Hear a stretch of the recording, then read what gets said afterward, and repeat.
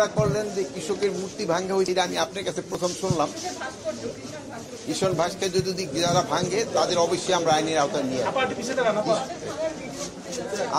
আমি তো যেহেতু এখন পর্যন্ত এটা আপনার কাছে পেলাম, আমি অবশ্যই তাদের আইনের আওতায় নিয়ে আসবো। আর এটা যারা করছে এটা ব্যাকুব ছাড়া আমি বলব কৃষকের কোনো কিছু যারা ভাঙে তারা আমার মনে হয় বুঝে করে নেয়, যেহেতু কৃষকরা কিন্তু আপনাকে সবাই বাঁচায় রাখছে, এই দিকে আপনাকে কিন্তু খেয়াল রাখতে হবে, কৃষকের দিকে আপনাদের সবসময় খেয়াল রাখতে হবে।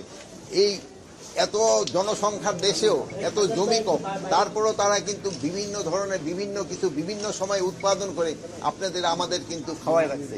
এই জন্য আপনারা সবসময় তাদের প্রতি একটু কৃতজ্ঞ থাকবেন, এবং আমাদের এখানে যারা সায়েন্টিস্ট আছে তাদের প্রতিও আপনাদের একটু কৃতজ্ঞ থাকা দরকার। তারাই কিন্তু জমি কিন্তু কমতেছে, জনসংখ্যা কিন্তু বাড়তেছে, তারপরেও কিন্তু তারা কিন্তু আপনাদের খাওয়াই রাখতেছে।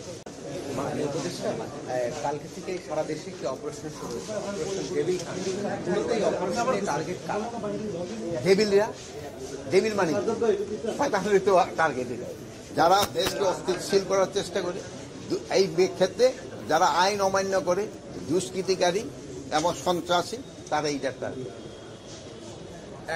এখন পর্যন্ত মানে আপডেট আছে আপনার কাছে যে চিহ্নিত সন্ত্রাসী বা চাঁদাবাজ বা মাদক ব্যবসায়ীদের গ্রেফতার হয়েছে? হ্যাঁ, হচ্ছে এবং হইতেছে এবং হবে। 4 জন পুলিশ কর্মকর্তাকে, 4 জন না 5 জন পুলিশ কর্মকর্তা। এটা তো আপনারা সবাই জানেন যে ওটা আপনাদের মিডিয়ায় কিন্তু চলে আসছে, এটা কেন তাদের আটক করা হয়েছে। আমার তো জিজ্ঞেস সকালে পেপারে হয়তো পড়ে আসছে, ওইটার ভিতরে লেখা আছে।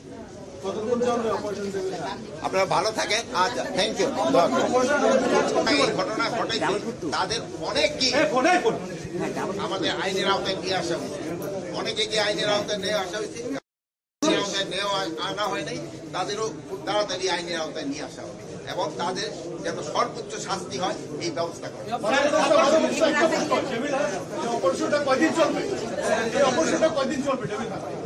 টেবিল যতদিন পর্যন্ত শেষ না হবে ততদিন পর্যন্ত অপারেশন চলবে।